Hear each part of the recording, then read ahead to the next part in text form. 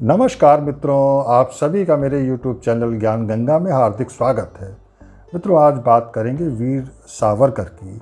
विनायक दामोदर सावरकर के मुद्दे पर इन दिनों बवाल मचा हुआ है। रक्षा मंत्री श्री राजनाथ सिंह जी ने कल कहा कि महात्मा गांधी के कहने पर उनकी इच्छा से सावरकर जी ने मर्सी पिटीशन दाखिल की थी। बवाल ही एक्चुअली हमेशा होता रहा है और कांग्रेस और वामपंथियों का ये दुष्प्रचार रहा कि सावरकर जी ने माफ़ी मांगी थी अंग्रेज़ों से अपनी रिहाई के लिए। अरे, मर्सी पिटीशन दाखिल करना तो हर कैदी का अधिकार होता है, एक अंतिम विकल्प होता है। उन्होंने भयभीत होकर, घबरा कर, डर कर अपनी रिहाई के लिए कोई भीख नहीं मांगी थी, मर्सी पिटीशन इसलिए फ़ाइल नहीं की थी। अगर वह डरपोक ही होते तो भारत के स्वतंत्रता संग्राम में क्यों शामिल होते? उन्हें वीर यूं ही नहीं कहा जाता, उन्होंने एक वीर की तरह जीवन जिया भी है। लेकिन दुख इस बात का है कि वामपंथियों और कांग्रेस ने हमेशा वीर सावरकर पर अनर्गल आरोप लगाए, उन्हें सदैव बदनाम करने का प्रयास किया। तो ये सभी बातें बेबुनियाद हैं, गलत हैं। अपोलॉजी या माफ़ी और मर्सी में फ़र्क होता है। एक कैदी के पास एक लास्ट ऑप्शन होता है, कानूनन अधिकार होता है उसका कि वह अपने वकील के ज़रिए मर्सी पिटीशन दाखिल करवा सकता है। और महात्मा गांधी तो खुद भी एक वकील थे, उन्होंने वीर सावरकर के भाई को मर्सी पिटीशन दाखिल करने की एडवाइस दी थी। तो ये कोई बड़ी बात या कोई विशेष बात नहीं हुई। तो ऐसी कौन सी आफत आ गई? महात्मा गांधी ने यंग इंडिया में समाचार पत्र जो था उन दिनों का, उसमें वीर सावरकर की बहुत प्रशंसा की। और ये बात महात्मा गांधी को मानने वाले कांग्रेसी नेता क्या नहीं जानते कि महात्मा गांधी ने उस वीर की तारीफ़ की है। लेकिन इनका मकसद, इनका उद्देश्य है जनता को बरगलाना, जो हमेशा ही इन्होंने किया। कभी सही इतिहास पढ़ाया ही नहीं गया इनके राज में। और अब या तो कांग्रेसी महात्मा गांधी को झूठा कहें या खुद को।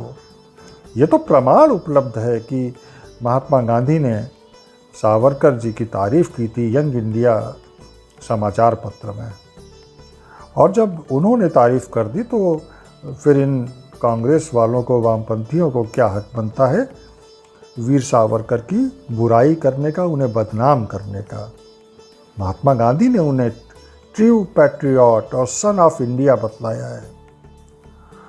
तो राहुल गांधी को यह हक किसने दे दिया कि उस महान विभूति की बदनामी करते घूमें? शायद राहुल गांधी को यह नहीं मालूम होगा कि उनके पिताजी के नाना जवाहरलाल नेहरू जब जेल में बंद थे तो मोतीलाल नेहरू ने अपने बेटे जवाहरलाल नेहरू की रिहाई के लिए अपोलॉजी लेटर्स लिखे थे, अंग्रेज़ों से अपने बेटे की गलतियों की माफ़ी मांगते हुए उसे जेल से रिहा कर देने की अपील की थी।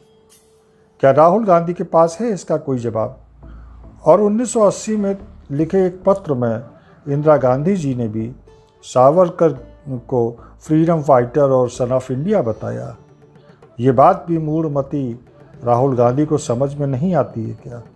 तो मित्रों, ये सब दुष्प्रचार है, खूब फैलाया जाता है वामपंथियों और कांग्रेसियों के द्वारा। आपको याद होगा कि कैसे अभी 2 साल पहले ही राहुल गांधी ने कहा था कि मैं राहुल गांधी हूँ, राहुल सावरकर नहीं। तो बेटा, तुम कभी सावरकर हो भी नहीं सकते, क्योंकि सावरकर होने के लिए कई जन्म लेने पड़ेंगे उन जैसा बनने के लिए। बहुत कम आयु में ही उस महान व्यक्ति को आजीवन कारावास हुआ था। अंडमान की जेल, जिसे सेलुलर जेल कहा जाता था और जिसे काला पानी भी कहा जाता था, और काला पानी की सज़ा बड़ी कठिन सज़ा होती थी, उसका मतलब होता था मृत्यु।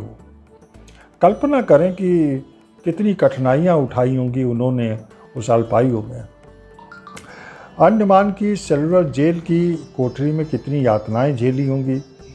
ऐसे क्रांतिकारी थे वह जिन्होंने पहली किताब लिखी थी 1857 की क्रांति पर। सावरकर एक बुद्धिमान और चतुर क्रांतिकारी थे। उन्हें ये फिक्र नहीं थी कि लोग भविष्य में मर्सी पिटीशन के लिए उन्हें क्या कहेंगे। उनका तो बस एक ही लक्ष्य था कि अंग्रेज़ों को कैसे भारत से भगाया जाए, और अंडमान की जेल में रहते हुए वह ये काम कर नहीं सकते थे।